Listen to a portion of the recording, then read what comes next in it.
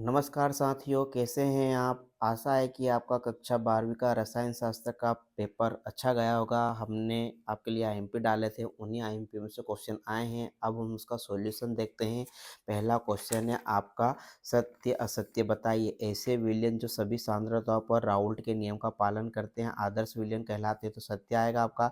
Cell विभव cathode एवं anode के इलेक्ट्रोड विभव का योग होता है, तो ये आपका असत्य आएगा।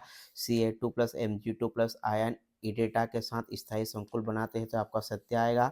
C2H5OCH3 एक सममित ईथर है, तो ये आपका असत्य आएगा। कीटोन में कार्बोनिल उपसमूह उपस्थित होते हैं, तो आपका सत्य आएगा। हिंसबर्ग अभिकर्मक प्राथमिक और द्वितीयक एमिनो से क्रिया करके सल्फोनामाइड बनाता है, तो ये आपका क्या आएगा?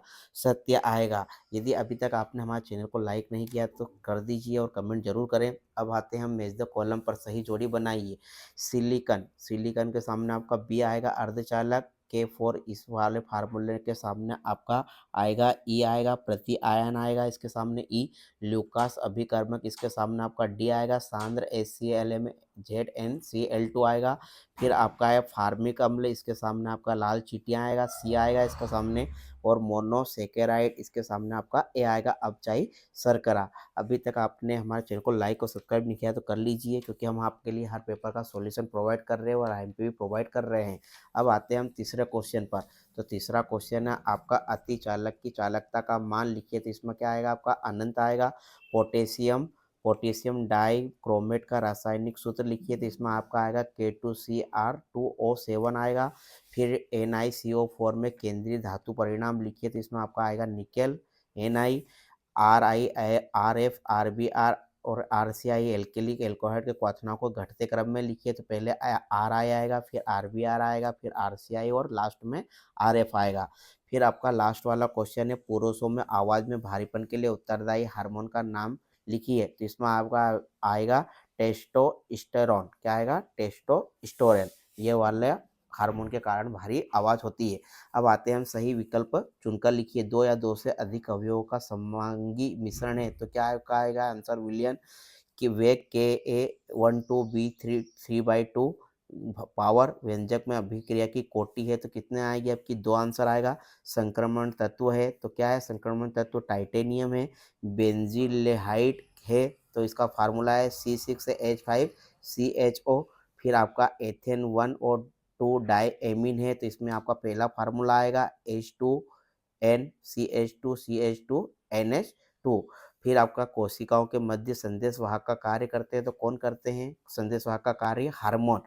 ठीक है। यदि आपने पुराने पेपरों का सॉल्यूशन नहीं देखा है तो हमारी प्लेलिस्ट में जाइए, वहाँ पेपर का सॉल्यूशन आपको मिल जाएगा। इस तरह से हमने अभी तक 4 क्वेश्चन का सॉल्यूशन करा। अब नेक्स्ट वाले क्वेश्चन का सॉल्यूशन करेंगे। आशा है कि आपका पेपर अच्छा गया होगा। ठीक है, अब हम आते हैं 5th वाले क्वेश्चन पर। रिक्त स्थान की पूर्ति कीजिए। 1 लीटर 1 क्यूबिक डेसीमीटर विलियन में घुले हुए विलय के मोलों की संख्या को कहते हैं, तो क्या कहते हैं? मोलरता कहते हैं।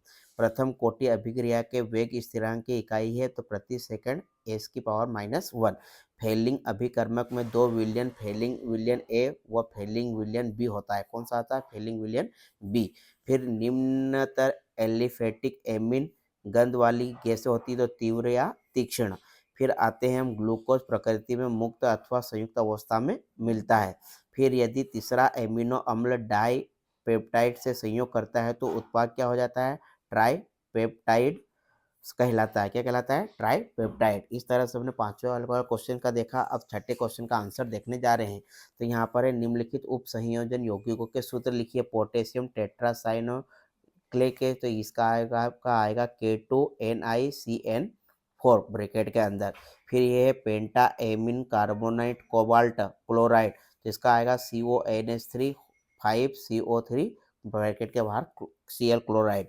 फिर ठीक, ये वाला क्वेश्चन हम कर सकते हैं। इसके बाद आगे के क्वेश्चन हम नेक्स्ट वीडियो में प्रोवाइड करेंगे। यदि आप कमेंट करते हैं तो हम पेपर का सॉल्यूशन भी करवाएंगे। यदि आपको यह पेपर समझ में आया हो सॉल्यूशन, तो हमारे चैनल को लाइक और सब्सक्राइब जरूर करें। हम नेक्स्ट पेपर का आईएमपी जरूर डालेंगे। जल्द ही मिलते हैं नेक्स्ट पेपर के सॉल्यूशन के साथ। जय हिंद, जय भारत।